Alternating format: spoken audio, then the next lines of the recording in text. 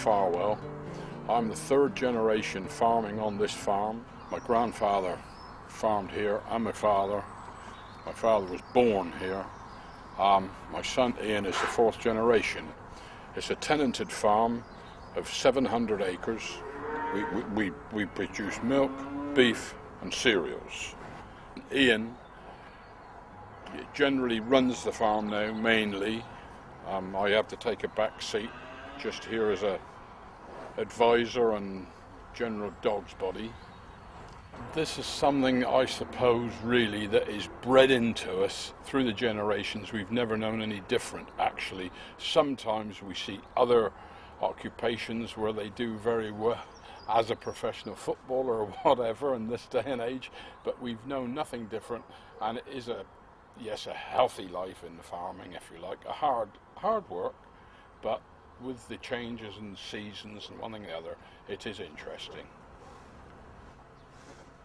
The favourite season would be, funnily enough, autumn, because summer, when it's very hot, there is quite a lot of work with the harvesting, one thing or another, making hay and doing the cereal harvest. But having said that, it is a lot different now in this day and age. Obviously, with combine harvesters, we sit in an air-conditioned cab on the combine. You're not out in the hot sun. We made such advances with machines. Our generation moved from simple little tractors to the big, what should we say, complicated and sophisticated machinery. I don't like really treating sick animals. We have to do it. It's one of those things that has to be done, but I don't like to see animals sick. But we do have to do these things, sadly. We have been through a difficult, I would say, 3 or 4 years. Supermarkets, of course, buy globally. I mean, it doesn't make any difference to them. I don't think whether beef comes from England, Ireland or France or whatever, they buy it. I suppose they're in business to make money.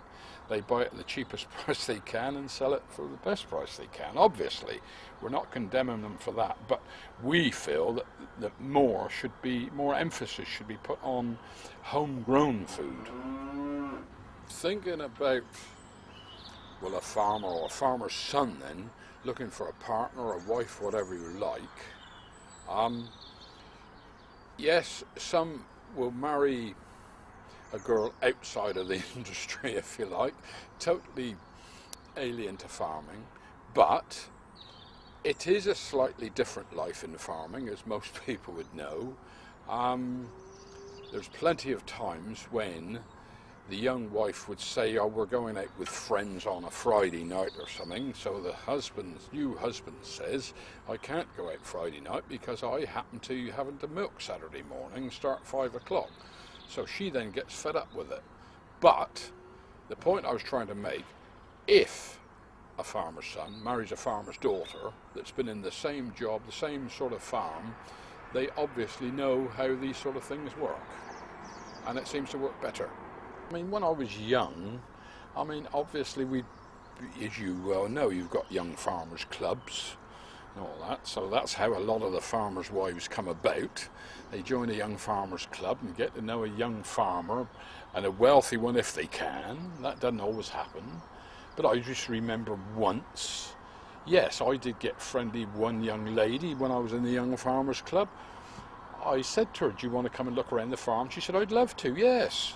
And like you do when you're that age, showed her everything and all that, and just at that particular time, and I can't really explain it, but the dairyman happened to let the bull out with a cow because that cow wanted to see the bull that day. So I had to take this girl away, not to see that, of course, but we went around looking in the straw ricks and sort of sat down in the straw and had a cuddle and all that. And been there about 10 minutes and somebody come round shouting, who the hell's that in the straw? And believe it or not, it was my father, so I had to get up and run like hell. So that, you said a funny story, but wasn't that funny at the time?